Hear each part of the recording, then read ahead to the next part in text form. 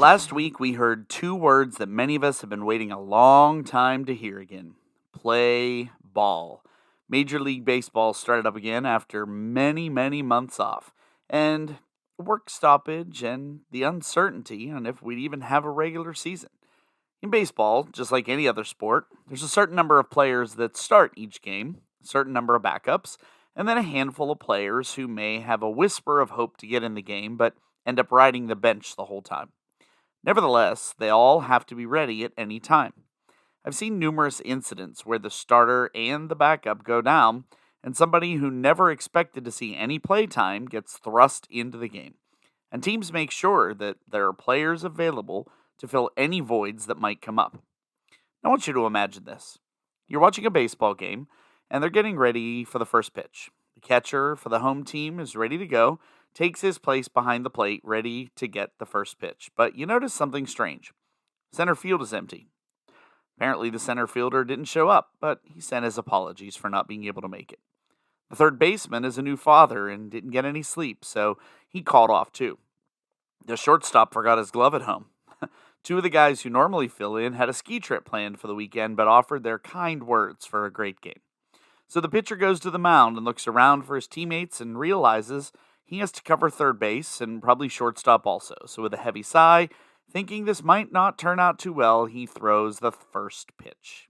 And as you expected, the team loses. But when the missing players heard their team had lost, they were furious. They held a meeting and voted to get a new pitcher. So why did the team lose? Was it the pitcher's fault because he couldn't control his slider, or was it because the pitcher just couldn't do it all by himself? Today I'm going to challenge you to get off the bench and get in the game. You see, this has been an issue for me all my life, and I want to start today with a little story some of you may have heard before. It's a story about four people named Everybody, Somebody, Anybody, and Nobody. There was an important job to be done, and everybody was sure that somebody would do it. Anybody could have done it, but nobody did it. Somebody got angry about that because it was everybody's job. Everybody thought anybody could do it, but nobody realized that everybody wouldn't do it. It ended up that everybody blamed somebody when nobody did what anybody could have done. Okay, that story might be a little confusing, but the message is pretty clear. Nobody took responsibility, so nothing got done. It's a story that plays out so often in organizations, companies, and even churches. The reason? And this might be a punch in the gut to some people, because they lacked accountability. And even more than that, their culture lacked accountability. I felt that punch in the gut several times within the past few years. See, over 20 years ago, I felt called to write music, and at first I did, and then I stopped. Why? I got busy. We had kids. I was married. I had a full-time job. I had lots of creative ideas, but never took the time to bring them to fruition. So when I decided it was time to start writing again, the music just didn't come. The notes weren't there, the lyrics didn't flow. I just chalked it up to a lack of creativity for years. But here's the truth. For the years that followed, I kept feeling led to write, but I didn't. And in 2020, something broke in me. If you've listened to previous episodes, you've heard me talk about participating in a time of prayer and fasting, and something at the end of that event awakened us. And I started to write, and the ideas began to flow and continue to overwhelm me today. So here's the ultimate question. Why do we feel like it's okay to not do what we're called to do? Why is it okay to be the bench warmer when God calls us to do something? Why do we feel like we're supposed to be involved in something and then just sit back and take the credit when others really do all the work? Could be something as simple as showing up for road cleanup days and putting 3 things in the bag while others fill 3 bags. Could be something as much as, being called to be an educator and just going off of what somebody else made and never attempting to getting to know your situation or your students. So let's be real. How many of us consider ourselves to be starters? And how many of us are satisfied being just bench warmers? This is a big issue sometimes in leadership roles. You can't tell people what to do if you yourself aren't willing to hold yourself to the same level. If you want people to get involved, you have to be accountable too. How many times have you felt called to do something, but for some reason, you didn't do it? And how many of those times was what kept you from getting involved something that was, to be very honest, a lame excuse? After a whole lot of prayer and discussion with friends, I felt led to start this podcast almost 3 years ago, but I waited almost 2 years before starting it. Why? I was too busy, or at least I thought I was. The fact is that I had things in my life that were a priority that shouldn't have been. And those things really sucked up time. And in reality, I had way more time in my schedule than I ever thought. Things like social media. I found myself mindlessly scrolling through Facebook posts and Instagram photos and tweets. And not that I don't visit those sites now, but I make it a point not to make it a priority. And then it turned to groups and activities I was involved in. Now, hear me out. I'm not saying to quit everything you do to do other stuff, but how many things do we participate in? How much time do we devote to activities that are really just time fillers or things that we shouldn't be a part of or things that are taking our time and our resources when we've been clearly called to something else? Sometimes this can be really hard because maybe we're involved in something for many years, but we know deep in our hearts that we're called to something else.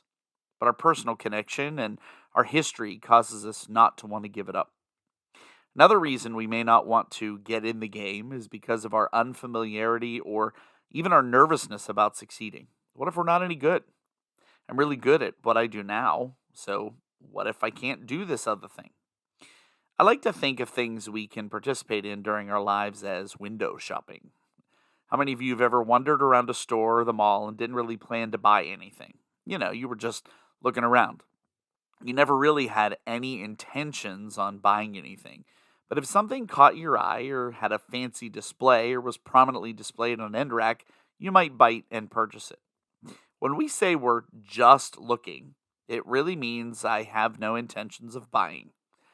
The malls are full of lookers who are just out to window shop, go for a walk, maybe waste time, or just pretend that they're in the market for a fancy diamond or a new purse.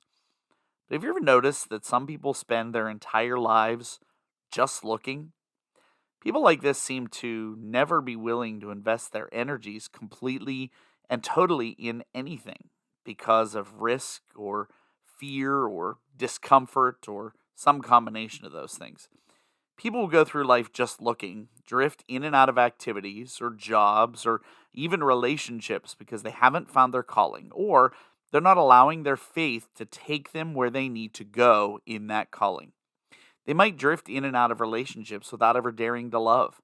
They might drift in and out of communities without ever dropping any sort of anchor in their neighborhood. They might even drop in and out of a church without ever opening their hearts to the Spirit of God or feeling the presence of His love. Doing is always a part of faith. If you look through the scriptures, you'll find that there are many instances of God's people acting without a plan. Abraham didn't have a plan, but he packed up anyways and left home.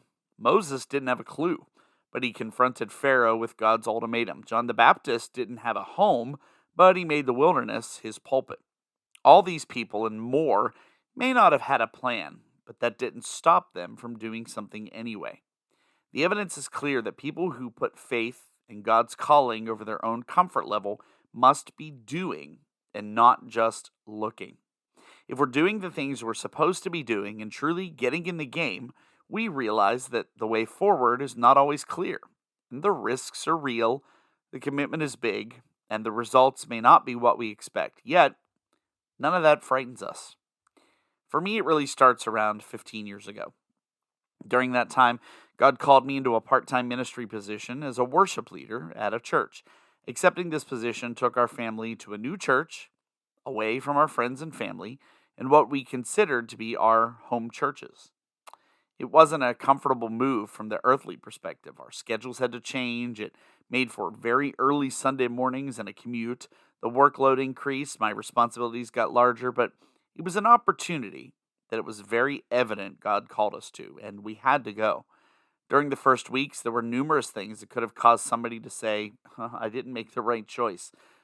Maybe being rubbed the wrong way by several folks, some of my decisions being questioned, being micromanaged. But again, I knew God called us there for a reason. Several years later, He called us back for me to serve in the same position in my wife's home church. But around 4 years ago, we both began to feel very strongly it was time to step away. not to take a position elsewhere, but to step away. So, why, when God ordained the steps to make all this happen and things were going pretty well, why was He now asking me to stop doing what I believed was part of what I was called to do? Well, fast forward 4 years. Stepping away from that position caused us to feel unrest and begin worshiping elsewhere. And we now know why all that happened. In a new place, around new people, we are growing, flourishing, challenged, and truly digging in for the first time in a very long time. There was a place we were meant to go, and it meant stepping away from something familiar, something comfortable, and something that I love to do. I've stepped away from most of my extra responsibilities with the exception of a few things with my school job, and I'm now producing news stories for Christian radio, publishing this podcast, writing music for bands, choirs, and worship, creating inspirational graphics, now in the starting stages of a devotional book, and yet I feel less busy now than I was when I was involved in far less. Why? I firmly believe that it's because I have gotten into the game. And while being off the bench holds more responsibility, my schedule now allows more time with my family, and we're actually closer now than we've ever been.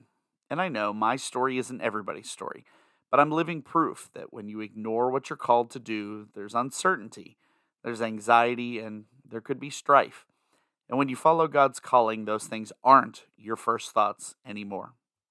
I remember reading a story one time about a guy who strapped a bunch of weather balloons to a chair and went up on a little airborne journey. Think the movie Up. When he came down, of course, he had to face some legal trouble, but I was intrigued by his answer to this question. A reporter said to him, "Why did you do it?" And he said this: "You can't just sit there." Seems to be that when we take that very approach with so much in life, we choose to just accept what we have. We stay in a pattern of comfort and refuse to move into an area we know full well we should probably go. Today I'm going to challenge you to get off the bench. Find your place on the team or find out where you're supposed to coach. You see, we all have a spot or a position on the field. Nobody's a bench warmer. But you have to decide to get in the game.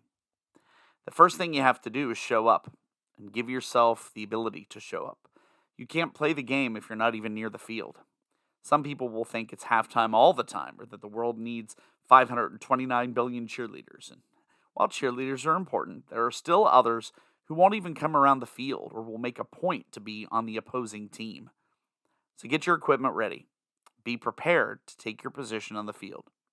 Where's your spot going to be? If you've been wrestling with something God has laid on your heart for a long time to do or pursue, I challenge you to let go of any insecurity or hesitation you've had about it. If He's led you to do it and confirmed it with others around you, there's no reason not to go after it. And yes, that might mean something new on the schedule, or removing other activities, or a change in location, or a change in pay. But you can't see the vision if you don't buy in to what's right in front of you. Or maybe you're saying, what about me? Where's my spot? Well, where is your spot? What's your position? To find out, you have to ask the coach. Scripture says that God has carefully placed each part of the body right where He wanted it. And that doesn't mean He placed you to be a spectator on the sidelines. If you're on the bench right now, it's because A, you don't want to play, or B, you haven't asked the coach where he wants you. Everybody has a spot. Everybody has a position. Everybody has a calling. If you're not sure what God is calling you to, I'd first encourage you to pray with an earnest and open heart that you're willing to go, willing to serve, and willing to do. Then speak with trusted Christian friends and pastors. I found every time that if God's calling you to it, He's confirmed it with somebody else too. So this week, make sure to avoid becoming everybody, somebody, anybody, or nobody. Commit to what God is calling you to. And don't let anybody, or everybody, somebody, or nobody, stop you from doing what you need to do to create the kind of life God is calling you to. My friends, it's time to play ball. That's all for this week's Q on Q. As always, I really do appreciate you taking time to tune in.